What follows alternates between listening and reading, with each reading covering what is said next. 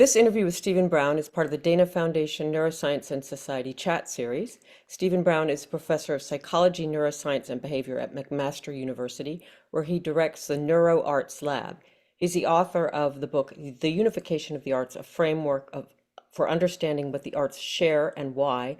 And he also wrote a groundbreaking paper on actors and their brains called The Neuroscience of Romeo and Juliet. All this amongst many other things. And we want to welcome Stephen Brown. Thank you, Doreen.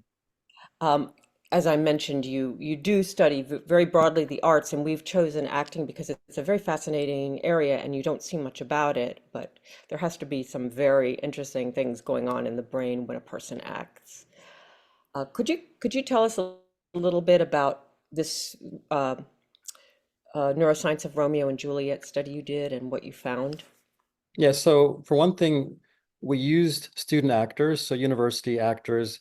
It was going to be very complicated for us to get professional actors, so we decided to use student actors because we had access to them through the university.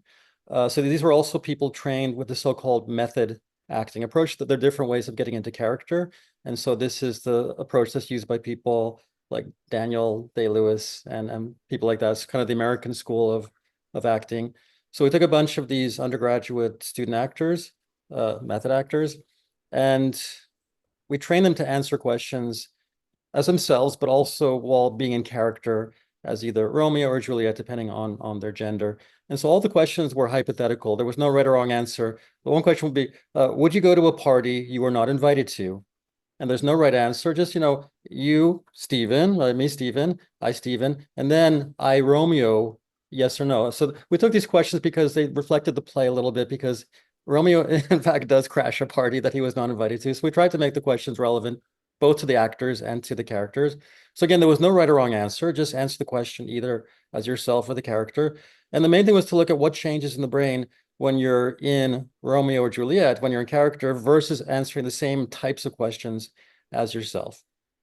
And the basic finding, in a nutshell, is that we found what are called deactivations or reductions in brain activity when people were in Romeo doing the same kind of task, answering questions, compared to answering the questions from their own first person I perspective.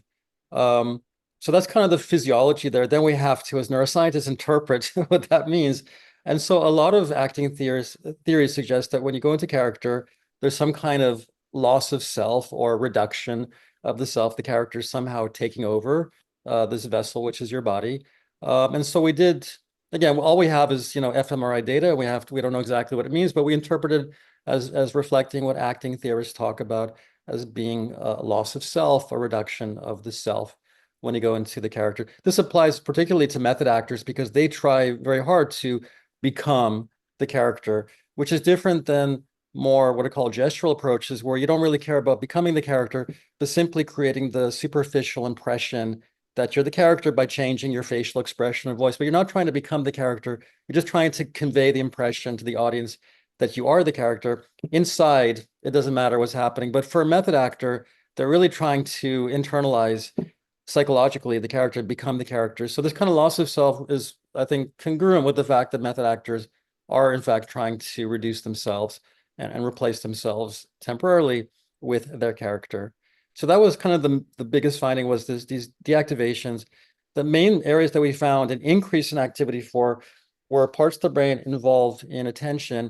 And so also, according to acting theories, when you go into a character, you have to split your resources between self and character. So of course you want to be the character, but you don't want to fall off the stage when you're acting as well. You have to be aware of this kind of duality between being yourself and being the character. So the main areas where we found an increase in activity for the character compared to the self was brain areas involved in attention. And again, acting theories talk about the split consciousness of going into character, that you have to be the character, but also have control over yourself because, like I said, you don't want to fall off the stage or whatever. You have to be aware of your environment when you're acting. That's kind of the story in a nutshell, is deactivations in sort of self-processing areas, increases in activity in areas associated with attention, maybe reflecting this split consciousness of the actor. So the gestural style of acting sounds more like a mimicry of sorts. Much more based on mimicry, imitation. It's much less about becoming, like psychologically immersing yourself. much more about just conveying to the audience that you are the character, however that may come about. And it's usually something much more superficial about, the way you talk, the way you walk, your facial expressions, something much more gestural, but it's not. So this is much more like Royal Shakespeare, the British style, the French style, where it's much more about, putting on a mask basically with your expressions and gestures, and much less the Stanislavski approach of becoming the character. So the outcomes could be very, very much the same. They're great actors coming from both traditions, but they're sort of different routes. People talk about that the method acting is more inside out and the gestural is more outside in. That's a common duality in the acting theory literature. The other factor that this study sounds like it kind of brings up is the idea of improvisation, because you're giving them something that they kind of have to improvise. And I wondered if there was a difference between improvisatory acting versus memorizing and having a set role, um, in terms of the brain activity. Have you studied anything about that? Or Yeah, so we couldn't because we wanted to make sure the conditions were matched between the self and the character. So yes, actors recite recited lines, but we don't. Like we're improvising right now. And so to make these conditions comparable, we had to have them do the same thing. So we had to make both of them do improvisation. If we compared me answering in my improvisational way to an actor reciting recited lines, that wouldn't have been a very, clean comparison. So we couldn't really, unless the self was going to be reciting fixed lines, then we couldn't really do the comparison. So we were kind of forced to make everything improvisational in order to make the conditions matched between the self answering a question and Romeo answering a question. So I don't know the answer to your question. We're actually doing a study right now, separate from acting, in which we're comparing conversation like this with fixed text, the way you might like, chanting a song or something. So I don't know the answer to that question yet, but at least for the actors, we're kind of forced to make the conditions comparable. And so they both have to be improvisational conditions just for experimental purposes. and I'm sure it varies individual to individual so vastly, depending on how their style, just in general, would make a big difference. Yeah. So, um, since you're covering a lot of the arts in your studying, I wondered what the similarities in improvisation would be in acting as it is with music. Is it a similar part of the brain you're using? Yeah, I mean, so again, we don't know for acting. For music, there is a decent literature looking at musical improvisation, especially mainly with pianists, a little bit with vocalists, but mainly looking at jazz pianists improvising. So at least there, what's been published is sort of a different story, maybe a bit less about the loss of self, although maybe some people have suggested that, but a bit more areas about motor planning, motor control, things like that compared to fixed performance. So like I said, for actors, we don't have any sense of the fixed versus improvised yet. But for the musical literature, they often compare improvising music versus playing something fixed. And so they do have an idea of brain areas, and it's a different story. It's much more, like I said, about areas involved in motor planning and motor control. Sounds like there's a lot of areas still to be investigated in the neuroscience of acting. I mean, you have screen acting versus theater acting, and all these different styles portraying an actual person versus an imaginary. It's kind of an endless pool, you could. Actually, we're interested also in drama therapy, because in drama therapy, I mean, there's some forms in which you're supposed to depict a fictional character. But for example, in psychodrama, you'll depict a close other. So let's say a husband and wife go into psychodrama, then the husband's supposed to become, or, portray the wife and vice versa. So those are not just real people, but people who you know. And so we're actually starting a study now with a group at NYU and a group in Romania to compare fictional characters like our Romeo and Juliet study versus close others, like as might occur in a psychodrama study where you have to now become your wife or your mother or something like that. So actually, we're engaged. We're just starting a study on that right now. Have there been any comparative studies in the difference between formal acting versus role playing, or even our day-to-day roles that we play, or when we put ourselves into sort of acting situation to get through something, let's say? Yeah. I mean, for me, there's a really important point of demarcation between what you call the everyday versus acting. And that's when you're acting, you're portraying some person who you're not. And when you're doing the everyday, like I'm a professor in one context and I'm a son in another, like whatever. Those are all versions of myself. So we all have different personas. We call those personas, but they're all ultimately versions of myself. But when I go on stage as Romeo, I'm depicting some other person. And so I think that's the difference between what you call everyday role playing, is that they're all versions of you, of me. But when you're acting in general, you're depicting some other person. You're impersonating someone. It could be, like you said, a real person, a fictional person, an imaginary person. But you've crossed that line that you're no longer yourself. You're presenting yourself. You're speaking as someone else. Whereas my different personas as being like the customer in the store versus professor in a lecture, well, those are all versions of myself. And they're different in different social contexts, but I'm not becoming some other person. I mean, of course, there are examples of imposters who do, in an everyday context, present themselves as someone who they're not, but that's kind of the exception when it comes to the everyday. And we're not aware that they're acting, they're deceiving us. Right. I was pretty interested in the whole relationship to sociopathy, or, I mean, can you learn from studying acting anything about pathologies when it comes to lying or, Yeah, I mean, those would be natural applications, and we talk about that in our article about applications to things like deception and imposters, things like that. I can't tell you much about that from a brain standpoint, but those are the kinds of questions that we'd want to address. What's happening when someone's acting as an imposter, they're acting as a doctor in a hospital when they're not, and they're doing all the role playing that goes with that. is there a big difference between the neuroscientific and the cognitive psychological perspective on acting? I mean, is it In more? terms of, I mean, it's a very small field, and so my study is the only neuroimaging study. We used fMRI. To date, is still the only study. It's only 5 years that it was since it was published. There is cognitive work and also behavioral work. We've done work looking at people's facial expressions and their body gestures, whatever. So a bit using motion capture, so to look at how they move and how they vocalize.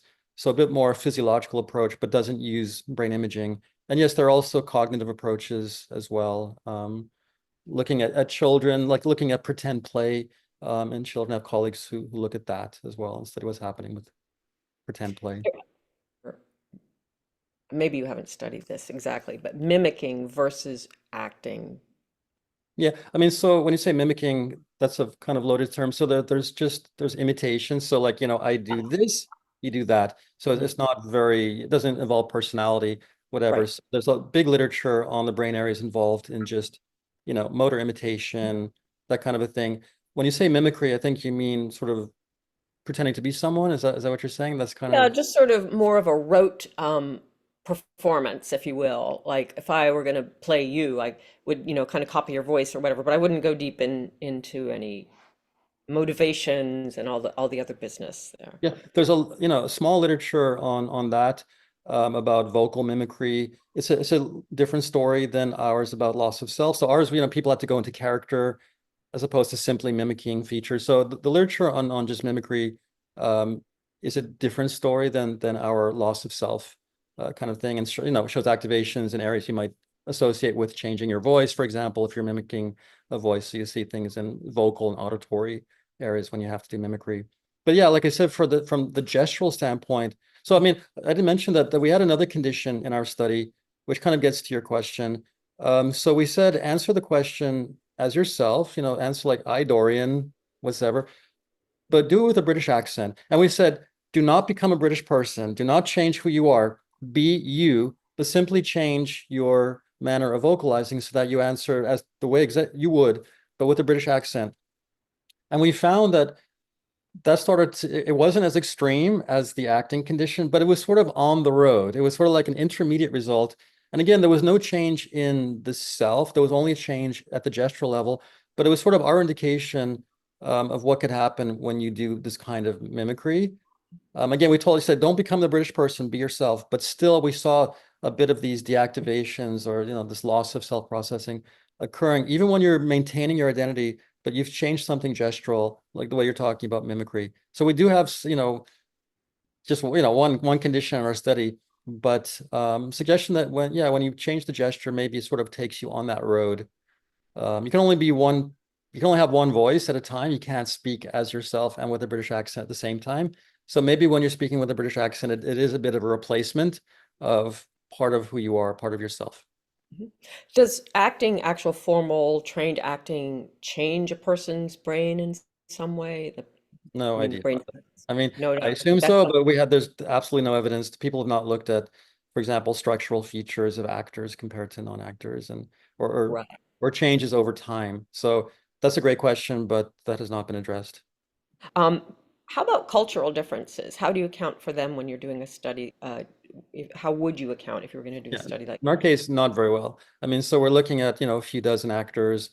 They're all, Canadians. They're all coming from the same tradition. So yeah, I mean, cross-cultural work, especially for imaging, is very, very difficult. And we haven't even scratched this. Like we've barely even looked at Western people, um, let alone anything cross-cultural. But the distinction I made before between this gestural and psychological is really good because I think most traditions are in fact gestural. I mean, in fact, people put on masks. You look at like Chinese opera, and people put on masks as a way to, show a certain facial expression. And so I think the gestural method is the most dominant method cross-culturally. The method acting system that we comes from 1950s American and Stanislavski, whatever, I think is kind of the exception. Is very, very prominent now, but I think it's kind of the exception cross-culture. And I think most acting is done at this gestural level about, just creating the surface of being the character, putting on a mask, putting on costumes, makeup, whatever.